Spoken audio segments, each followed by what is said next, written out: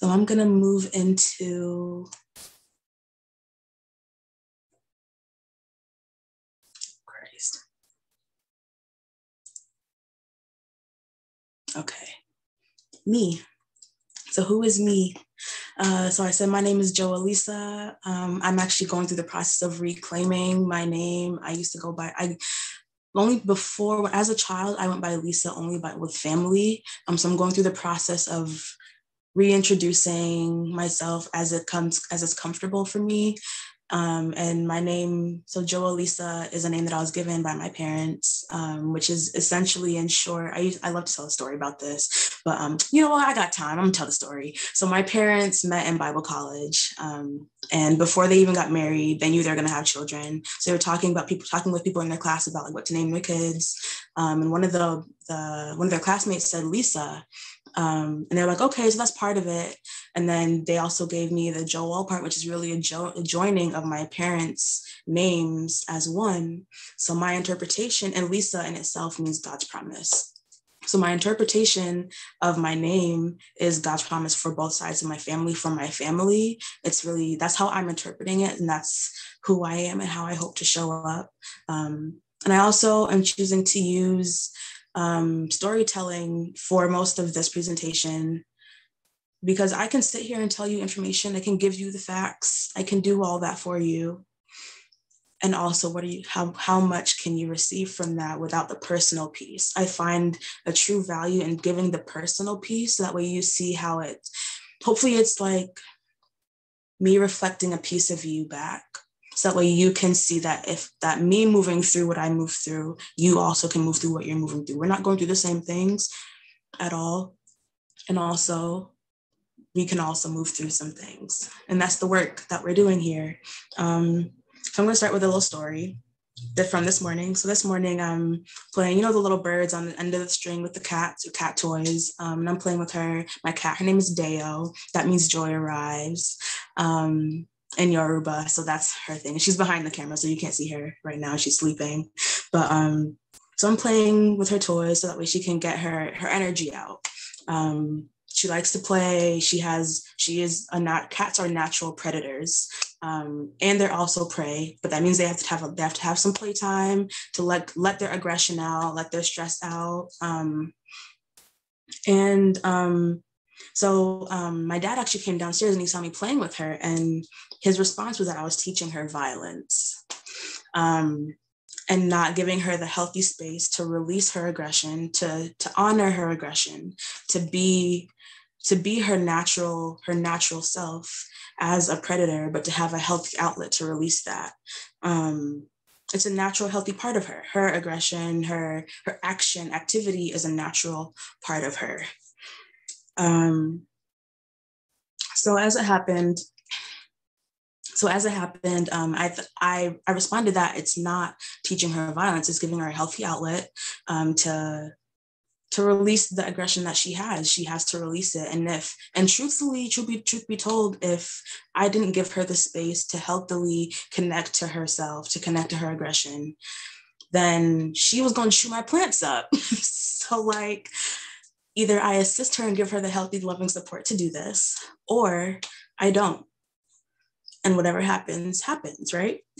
So now I'm thinking about, oh snap, this is a metaphor. I can use this for my workshop later. Because I was like, I don't even know how I'm going to start this. And that happened. I was like, so if we think about comprehensive sex ed as, a reclamation of sexual health education, right? Where normally for those of us who maybe grew up in really strict religious backgrounds or cultural backgrounds, or just our communities or friends or families or whoever did not allow us the space to be healthy sexuals, to be loving, grounded in love, and owning their sexuality. And sexuality is broad. Sexuality encompasses a lot of things, not just actual sex. And I'll get into that over time, but it's when I think about my own experience with that and coming out of it, I realized that like I didn't actually understand my sexuality until I hypothetically had to learn how to embody it myself. And I'm going to use the language of hypotheticals going forward as a method of protecting myself, because while I do want to be in a space where I can feel comfortable sharing and talking about it, I'm still undoing my own unlearning. And part of that unlearning is giving myself the space to share what I can when I can. And though I may want to share more and be very clear about it, I may not be very all the nuck if you buck all the whole time. And that's okay. So I'm going to use the language of hypotheticals when it comes to my own hypothetical sexual experience, my own hypothetical upbringing, things like that. And I hope that you can hold the space for me to do that as well. But I didn't understand my sexuality until I had to learn about it, learn about its usefulness, its innateness, that it's a natural part of me. Even something as far as like using like birth control for my menstrual cycle, which was way out of the norm.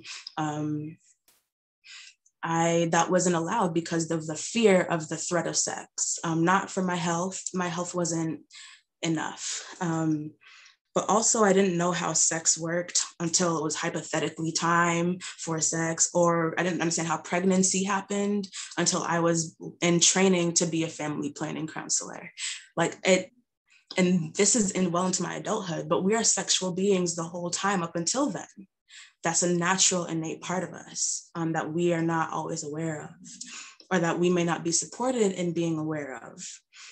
Even some things as like my body being an obstacle or a sin or not loved that I have to move through so that I can hold space for myself and feel good in being myself, right? And the truth is my spirit needs all pieces of me to function. All pieces of me have to be in flow to feel good and to feel confident and trusting in myself. And part of that is my sexuality. So in my confidence and my creativity, all of that is connected. So I've been moving through heart-centered therapy. And basically what that is really thinking about what my heart needs to feel whole. I use the words embodied embodiment, which is learning and embracing my whole self with duality and balance. So that's the things that I love about myself. You know, I said earlier how fine I was looking today. That's great. And also the things that I'm less comfortable about.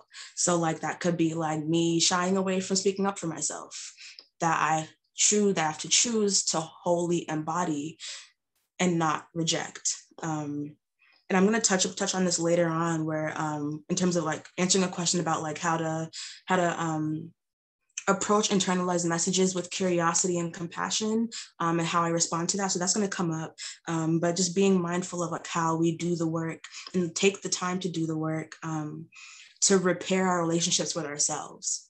Because even as we're coming up, being told that what's naturally parts of us are demonized, are insulted, are rejected, are hidden, and then we become adults, or even teenagers, or even younger than that. Whenever we come to a point where we realize that what we had been taught all along was not helpful, or was not healthy, or was not good for us, it's a lot.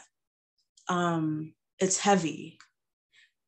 Because like for me, I'm unlearning 25 plus years of, I'm not gonna cuss, because I want to cuss so bad, but I'm not gonna cuss, of crap. Unlearning 25 years of crap. And you are probably going through similar things too. So that's my story. Also to address the piece of that about, someone asked the question prior to this about how children of religious families can move through this in a family that might provide pushback. That's me. I am that child of religious families. So this workshop is the response to the question of how to work through this with children of religious families who may provide pushback. Because had I known the information I'm going to tell you, had I known this before, my relationship with self would be very different. So I'm gonna leave that there, and I'm gonna actually move into an exercise. So And there's also continuous space in the chat box to share any feedback as we move forward. But I'm going to start with this exercise. Oh, actually, no, I'm going to do terms first. So the terms that I'm using, I'm going to be using terms like embodied. So embodied is basically the perfect representation of your whole self, the pieces you love and are challenged by. And to be embodied means that you hold these spaces with equal love. There's also sexual, part of your natural human nature.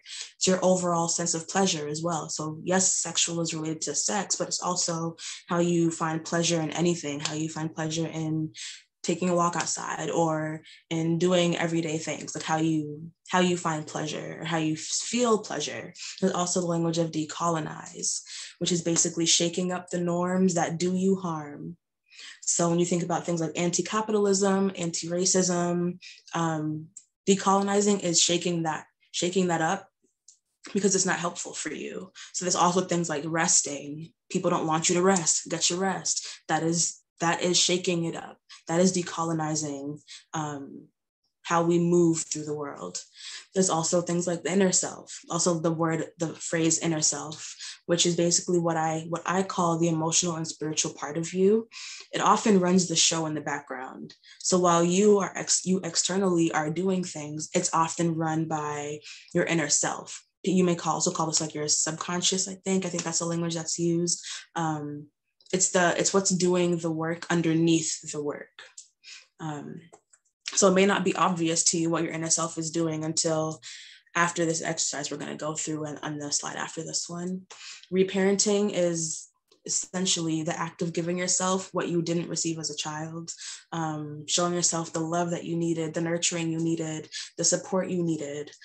Trauma is emotional wounds, often after one or many seriously stressful moments. I'm not going to linger on this, but I do want to highlight that trauma is everything. A lot of things can be traumatic. And then also pleasure, feeling good overall. It applies to sexually and also your overall life enjoyment. And I mentioned that before. And then self-talk is how we actually talk ourselves through life.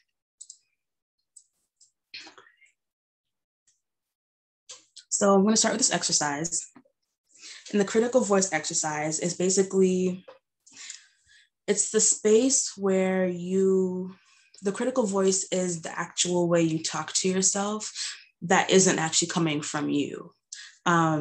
This is the response. So someone had initially asked about like how we can reframe self-talk for softness. This is where that comes in. So if that was you, or if you're aware, if this is also a question that you have about how you can reframe your self-talk, tune in right now to this piece where I go over this exercise. But the critical voice is how you negatively talk to yourself. If you can, grab a piece of paper. You can also do this in your phone notes. You can do this on just in your mind too. I'm going to give you the space to do this in chunks. I'm not going to have you do all of this at one point. But so your critical voice is how you're attacking yourself. So this could be things like, I'm too ugly for that, or I don't deserve good things, or I'm not cute, or I can't be sexy, or I can't learn these, or I move too slow, or I'm too impatient, or it's basically things that how you speak to yourself in I statements in a way that doesn't feel good for you. So I'm going to actually give you 5 minutes to only go through the critical voice. But before I start the timer, when you do this self-attack piece of the critical voice exercise, you're going to think about it. Generally, we need to sit down for like 15 minutes to really just get all the deep things out. Because usually when you start exercise, you start out with like the surface things like, oh, I'm ugly, or I'm da-da-da. But then if you take the time to really sit in it and like really just let all the negativity flow. I don't know, the language of that is strange to me, but let the negativity flow out onto the paper or into your phone notes or out of your mind. You can use your actual voice to even say the things out loud to get them out of your head.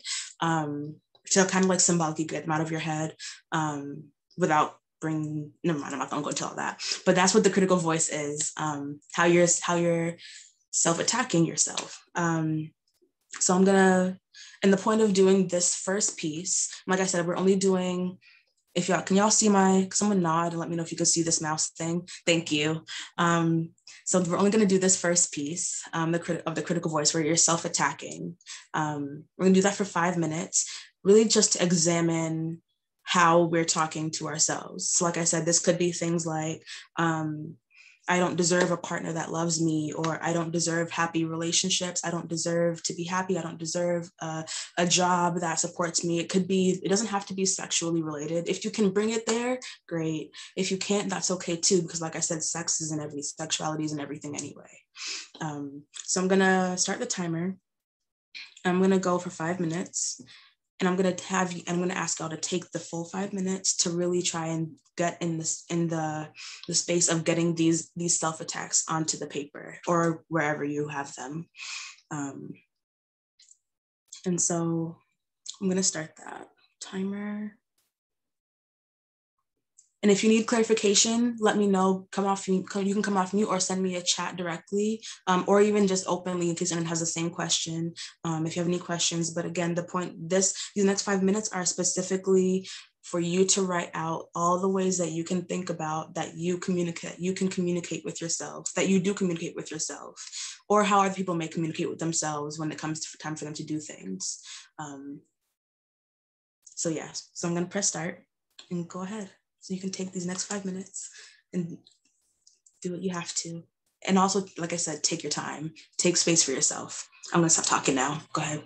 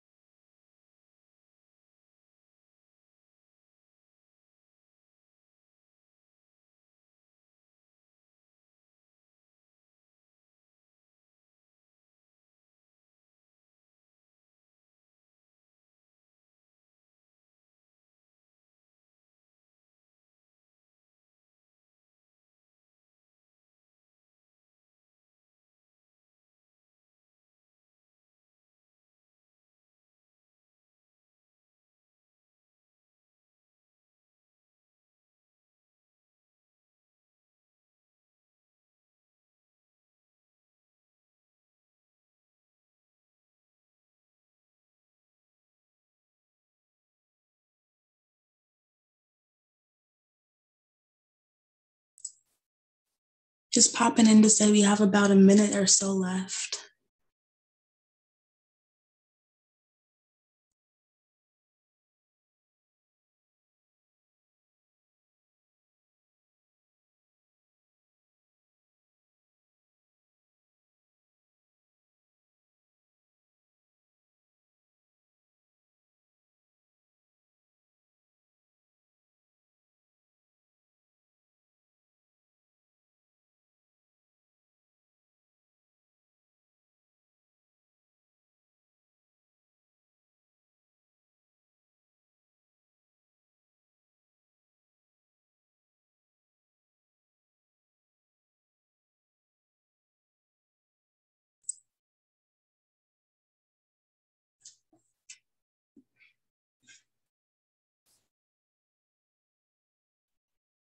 All right.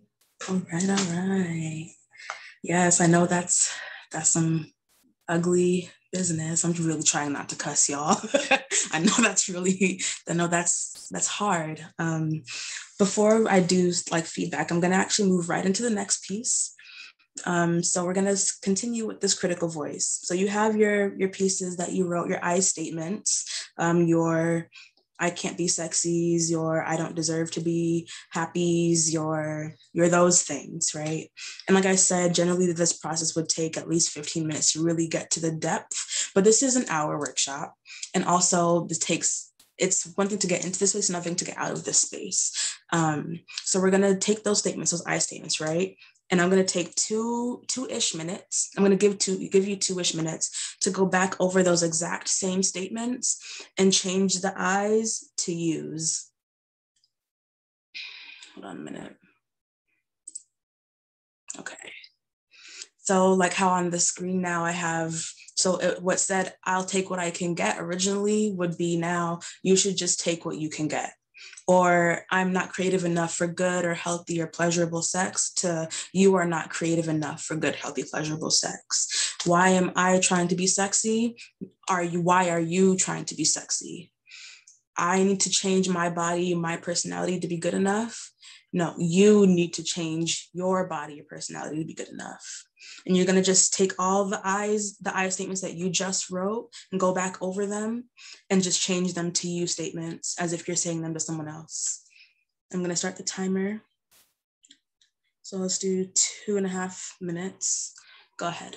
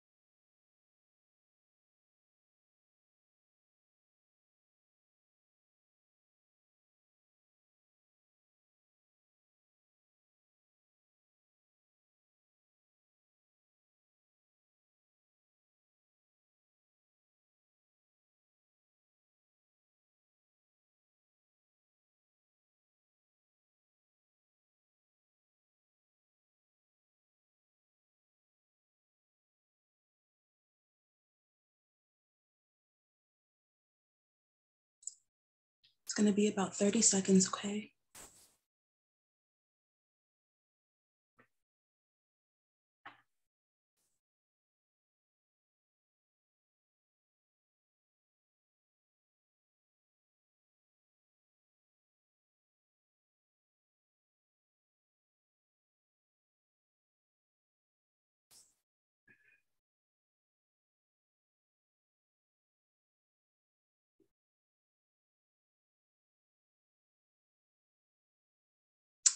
All right, all right, all right.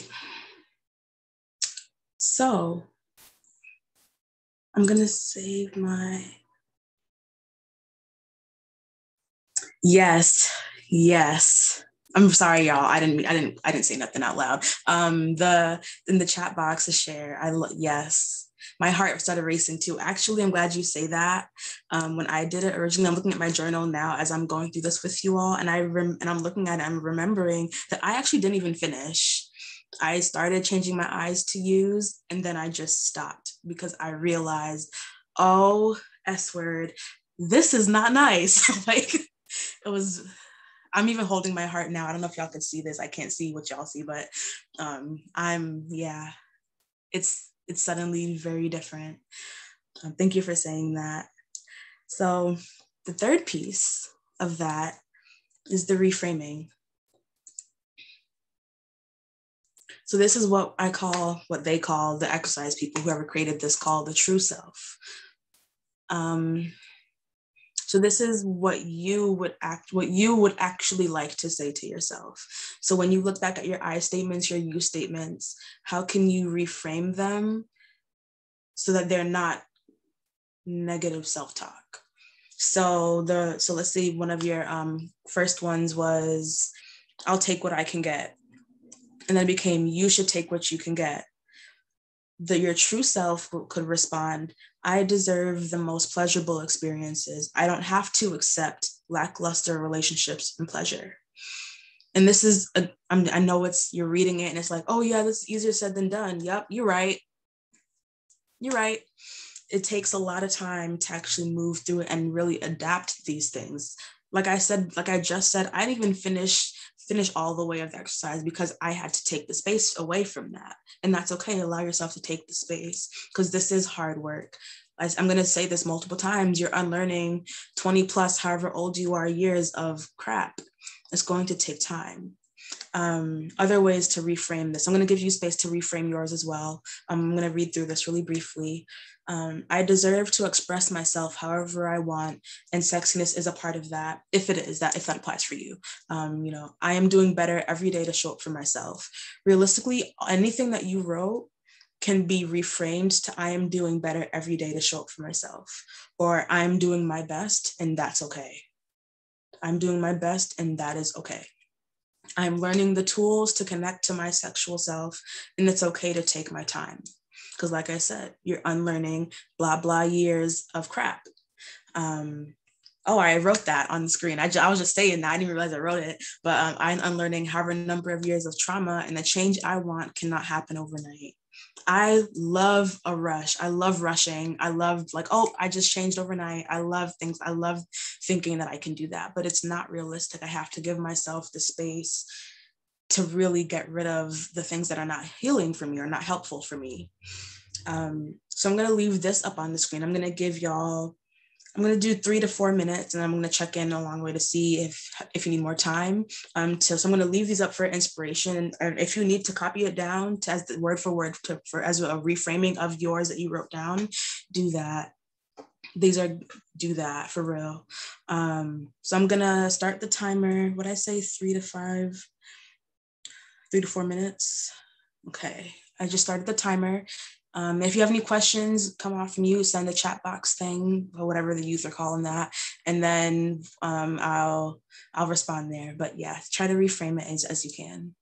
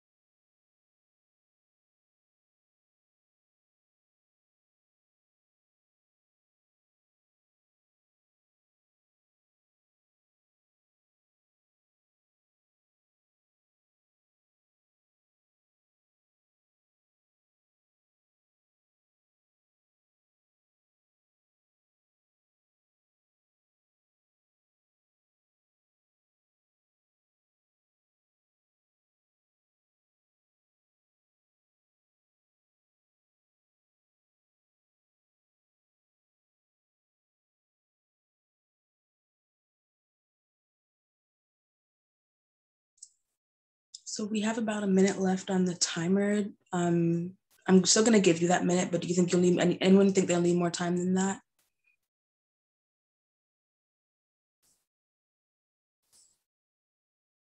Okay.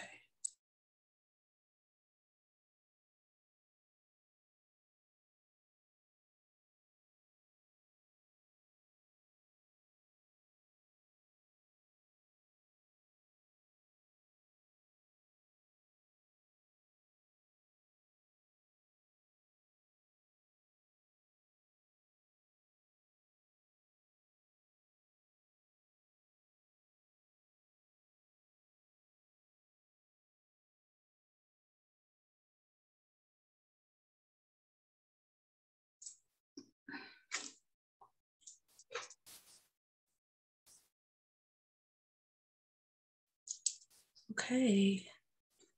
Coming back from this. Okay.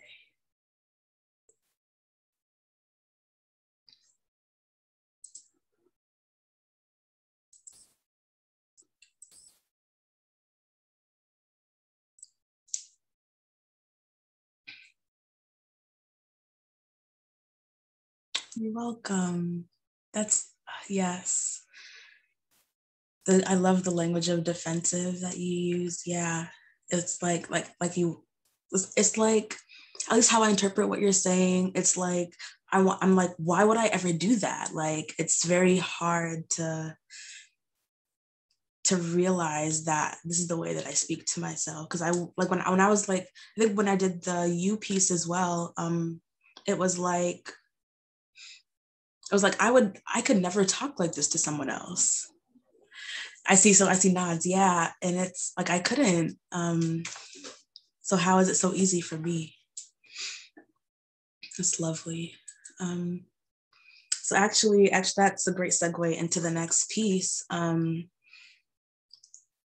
Whose voice came up for you when you changed those I's to U's? Who did you sound like? Yeah, yeah. Take your minute and sit with that. You can chat box me if you'd like. Chat box it. I really don't know what the youth call that. Send it in the chat box. Put it in the chat box. Yeah. Think about whose voice did you hear? Who did you sound like?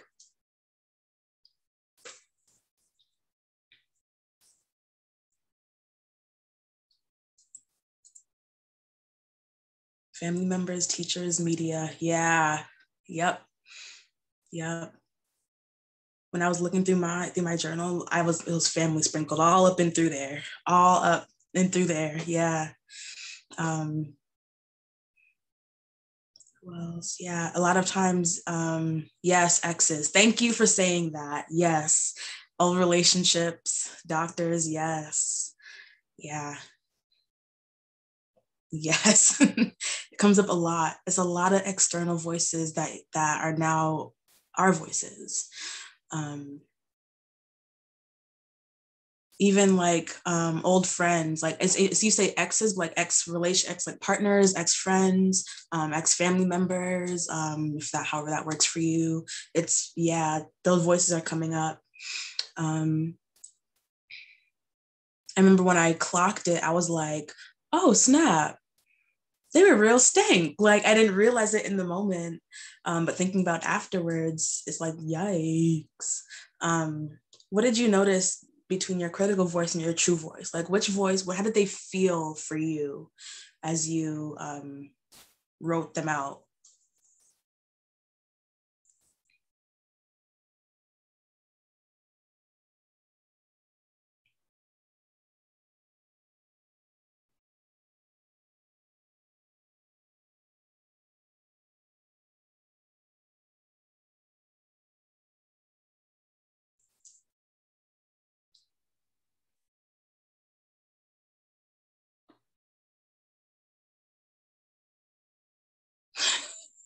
Yeah, yeah. And that's, they said my critical voice is louder. And yes, I think that's what makes it very difficult, especially when the critical voice is very harmful, because it's often the one screaming. the one trying to get your attention, the one trying to convince you. And your true voice doesn't have to convince you. Your true voice knows who you are. Your true voice knows, your true voice being your true self, your inner self, knows, they know you. They know that that none of this that you're saying to yourself is fact, because these are all voices, other people's voices. Also, I also wanted to say that my true voice feels better in my body. When it's my critical voice, my body, I get tense, like, like cheeks clench, everything's tight, because it's uncomfortable. The true voice feels more like softness. It feels more welcoming for me. Yeah, very disrespectful. Thank you for yeah. Realize my critical voice isn't someone I'd want in my life daily. Yeah. Yes. How do you think and then even when you think about, like, if this critical voice being an external person in your life daily, how can that affect your life? Like, let's say it comes time for you to get with the person you've been waiting to get with, or to get the job you've been waiting to get, or to hang out with the group of people that you've been wanting to hang out with, to show up, to go out and take yourself on a date, to go out and do things. What is your critical voice saying? Oh no, that's stupid. Oh no, you don't need to be doing that. Oh no, they don't even like you. And then that hinders you from enjoying it. Yeah, thank you. My true voice encouraged me to treat myself like I treat others, and address the systems and beliefs that taught my critical voice to be cruel. Yeah. Yes, that's a beautiful point, especially when it comes to the points about decolonization I intend to get to later. Because it's not just, it's yes, it's art, it's the voices, but it's also the systems. And I wanted to give you snaps for saying that too, because that's real. That's real. Yeah, I love that you're holding space for yourself for that, to apply some creativity to rebuild the critical statements into affirming ones. Yeah, I love that. Take that time. And you actually answered the last question about what role can your true voice play in restoring your relationship with self. So that way you can rebuild the critical statements into affirming ones. And as you work to release them, reframe them. That's the work of reframing. Is there anything else that I wanted to say about any other feedback or responses to this before we shake all this off? Increasing your confidence. Yeah, for real. Because your critical voice, if there's one thing your critical voice is going to do, it's going to mess you up. It's going to mess you up. Yeah. Oh, actually, yes, self-love is very, very important. Thank you for sharing that. It's actually, I like to think of it as like the foundation. And I say this a lot, but you can't pour from an empty cup. Show yourself the love first. Figure out yourself first. Even while you're in other relationships, you can still put yourself first. So that way you know what you need to feel good, whether it's related to sex, sexuality, or not. This exercise is also an answer to the question about how to approach internalized messages with curiosity and compassion. Give them the space to come up. I know that when you hear that negative voice, like I'm looking at my journal again and seeing like, my nose is too big, I'm too ugly, I'm not trying hard enough, I'm too Black, I don't work hard enough, I don't care, handwriting, I don't care about myself, all that stuff, is that it had to come up. I couldn't change it if I didn't know it was there. Give it the space to come up. That's the first thing. Give it the space and let it come up. There's a phrase I've seen. It's like, that which you fight persists. The more you fight against it to try to get away from it, it's just gonna keep chasing you. So if you are having dreams where you always running from something, check into that. try to do your best to work through it, to give it the space to actually come up and let you know what's up. And then an actual way that I do that whenever something comes up that's really uncomfortable for me, is I'll say like, okay, I hear you. Thank you for coming up, for letting me know what's up. Thank you for letting me know we're uncomfortable, or that there's a fear here, or there's a discomfort here, or whatever. Thank you for letting me know, but this isn't helpful. And that's it. So yes. So we're gonna shake this off. Yes, literally shake it off, because this is heavy. So if, as much as you are able, literally move around in your position, your seat, shake it off. If you want to roll your neck a little bit, do that. Really just get it off. If you need to crack your back, I don't know if that's healthy, but if you got to do it, do it. You know, if you want to move, get your feet up off the ground and touch them, do something just to shake it off, because that's heavy. Okay. So yeah, so I'm going to move forward. So, oh wait, oh my gosh. Okay, so like I said, your sexual desire and sense of pleasure can be negatively affected by a loud inner critical voice. So like when I asked before about like how your life can be affected by that, here's how it goes. So your self-talk governs sexual expression. So if you are stuck in those I statements, or those you statements, well, no, it's really the I statements, thinking that you don't deserve to be here, you don't deserve the goodness, you don't feel good, you don't feel worthy, then that can affect how easy it is for you to actually get in the mood, especially when you can't focus.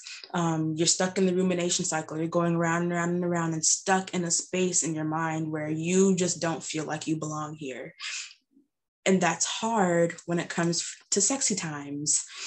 So especially if you're feeling shame, if you're in the moment of sexy times, and I use sexy times to mean like act like sex with another person or by yourself. If you're feeling shame, saying, "Oh, I shouldn't be here. I shouldn't be doing this. Oh, this isn't good. This is bad." Da da da. Then it also makes it really hard for you to be present in your sexuality and to feel good and confident moving forward in that. Intimacy discomfort, that's actually something that I work through, where if someone touches me, I'm like very aware that I am being touched, that someone is touching me, that I have to work through. Self-value, if you don't think that you're worthy of this experience, don't think that you're worthy of the happiness, of the pleasure, then that can get in the way of how you express yourself sexually. It also shows up physically when it comes to actual arousal. If erections can't happen, or the lubrication can't happen, or if you just cannot be present, that is affected by your self-talk, or your self-talk affects your ability to actually, for your body to actually show up sexually or aroused, or because the thing is, all, like I said, I'm not going to talk about this example, I just want to put the point out there about the book, The Body Keeps the Score. Your brain, mind, and body are all one. So if one thing is out of whack, that's strange phrasing for me, then check into that to see what's going on. Because it's very often not just your mind.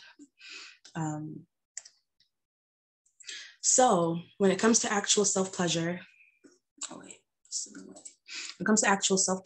move slowly. Like we've been talking about throughout this webinar, move slowly when it comes to touch, getting used to, touch, being touched, Whether you're touching, when it's touching, you're touching yourself, just touch yourself, move slow, get to know what it feels like. Oh, my arm's warm, that's cute. Things like that, just getting used to the feeling. Thinking about things that can mentally stimulate you. If you like to read erotic stories, or you like to read things that, I don't know what, the things. If you like to, play games, actual or role play, things like that, do that with yourself. Play a little game with yourself. They got those card games, do it by yourself if you want to. You could Google literally anything. I'm not going to tell you to Google everything, but you could Google literally anything, and to figure out ways to stimulate your mind, and also giving yourself the time to be aroused. I know we love a good quickie, I'm just going to get this done real quick. I know it's convenient, and that's great. And also give yourself time sometimes to get up the arousal, to get in the space where you are about to please yourself. That's not just sexually too. Every part of your life can be pleasurable. And I put taste exercise as a bullet point here. And in retrospect, I'm realizing how that could be taken in multiple ways. But truthfully, both ways are factual. Taste exercise as far as, tasting self, but I wasn't talking about that when I wrote it. I was talking about when you eat foods, and slowly enjoying the flavors of the food, but do the other thing too, and then research. Go on, I'm gonna, when y'all get the presentation, the slides, you'll also get resources about websites or sites that I like to use,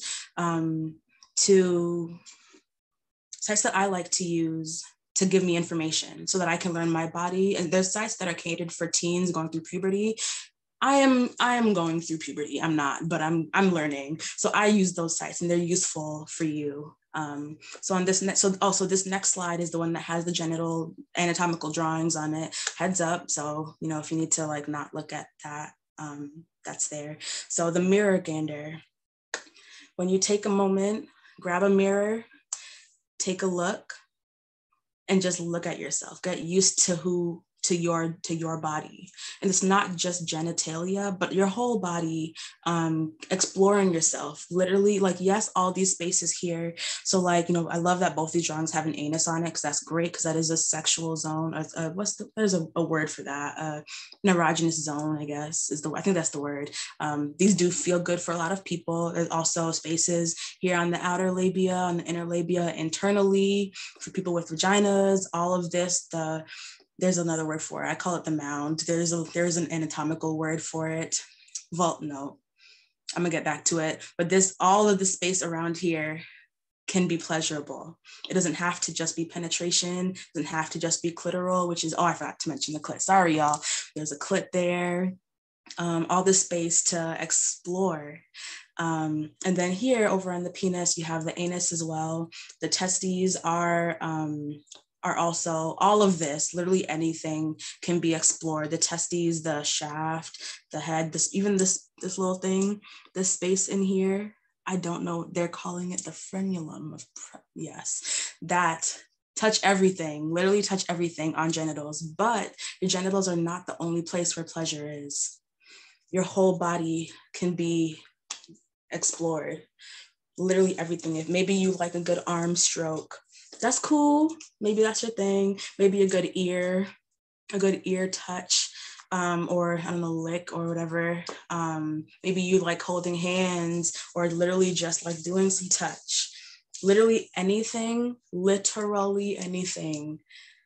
can turn you on and can arouse you, and you don't know until you try. So take your time to explore that in your own space. This is your homework for you. Don't DM me about this. Just you do this on your own and explore yourself, and explore everywhere on your body, your head, your ears, your shoulders, everything can all be explored. And you take the time to do that. So I believe this will probably be the last piece. The brief thing to go into. I'm going to go into it briefly. So consent. When we think about consent, we often think about it externally, how we honor other people's spaces. So consent, Planned Parenthood created this slide, or this image here, called Consent Fries, about consent needs to be spells out fried, but freely given. So it means you said yes fully by choice. Reversible means you can take your yes back. Informed would be, you know exactly what your yes is saying, and that's honored. So if you're informed that your sexual experience is just oral sex, then you know that going into it, and that is good for you because that's what you've consented to. Enthusiastic means that was a yes with your whole chest. You meant that yes. And specific means that you said yes to specific acts. If you said yes to oral sex, but not penetrative sex, and that is okay because you gave specific consent. And if that's not honored, then they are not honoring your consent. So I'm gonna so that's just like a brief thing before I go into the mind body exercise real quick. So we're gonna just sit in your chair. You can close your eyes if you want to, get comfortable, do whatever you gotta do. And just imagine, right?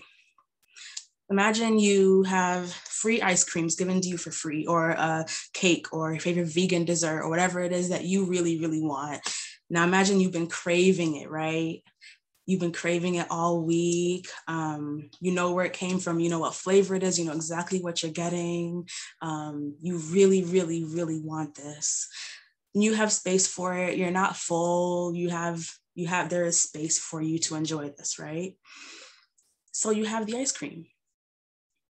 How does that feel in your body? Or the whatever treat you chose? You feel good. I see smiles. You feel good, right? That's a yes. You want this ice cream, right? That's a yes with your chest, right? I'm getting hyped. Let me stop. Yeah. You have the yes. Now let's say you still have the ice cream. It's free. You didn't have to pay for it, but you're not really craving it. It's like I guess might as well. I mean, it's here, you know. It is what it is. I guess I could have it. How much of a yes does that feel for you? Yeah, it's kind of like but it's not. So when you think about fries and you think about enthusiastic, is that an enthusiastic yes? No. So let's say you have the ice cream again, right? Now it's offered, it's the flavor you want. You've been craving it, right? Craving it all week, and then you get it, and then it's not the flavor you were told. Now you're sad, and it's like, oh well, I mean, it's still ice cream, but it doesn't feel so good. I'm not gonna keep doing these examples like that, but think about how your body felt when I was going through the yeses and the nos, right? Your body knows, even if your mind is stuck in the I don't know. What is your body doing? Because for me, even as I said it, I was getting tight. I was like, I don't really. I mean, I could, I'm able to eat the ice cream. I'm able. I mean, I could. It's free. It wouldn't be an inconvenience, but I don't really want it. And my body is like, even now as I'm talking, my heart is like, girl, leave that ice cream alone. Leave the ice cream. Now change ice cream to masturbation.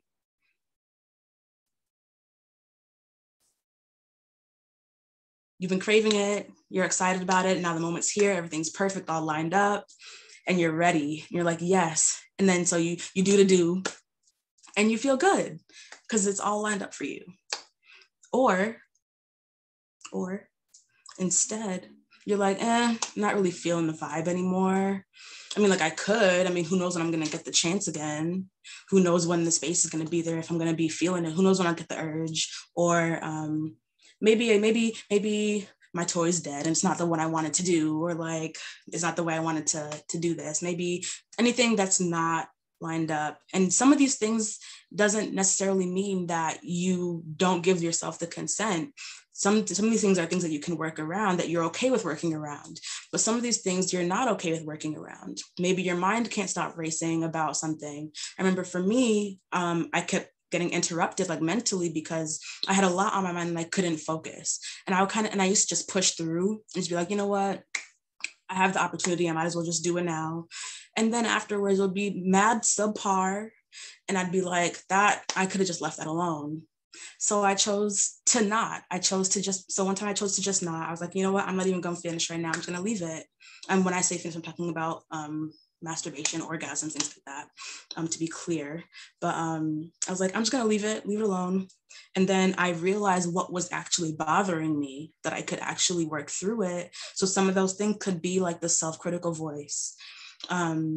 It could be shame, it could be discomfort, it could be lack of like unworthiness. And I gave myself the space to let it be there. And then once I could release it, then I could go back to my sexy times. And then it was bomb, because I could be present and I could be here. Yes, thank you for snaps. And there is more to this, but when we think about self-consent and showing up for ourselves, it's really about giving ourselves the space to say no, to reverse it, to change our minds. Like Simone Biles and Naomi Osaka, I'm not going to go into this, but they're both athletes who said no to the system because they're tired or they have things to work on and they cannot show up how other people expected them to show up, and they're honoring themselves by not doing so. So when it comes to things like this, so decolonizing and disrupt, I'll do this real brief. If you have little things like if you have to pee or poop, go pee or poop. Don't hold it to get things done. If you're hungry, if you're thirsty, go drink some water. If you're uncomfortable, step away. Put you first, make them wait. If your mind is in the mood, but your body isn't, wait. If your body's in the mood, but your mind isn't, wait. Move slower and softer than you ever have before. Think of yourself as a little kid. If you were a kid, you would allow them to the space to wait. So do that for you. And then the only thing I'll say here is, do what you can. You may not understand everything that I'm saying or everything that's going on. It's okay. Have grace for yourself while you do what you can, because you are unlearning however number of years of crap that you've been going through.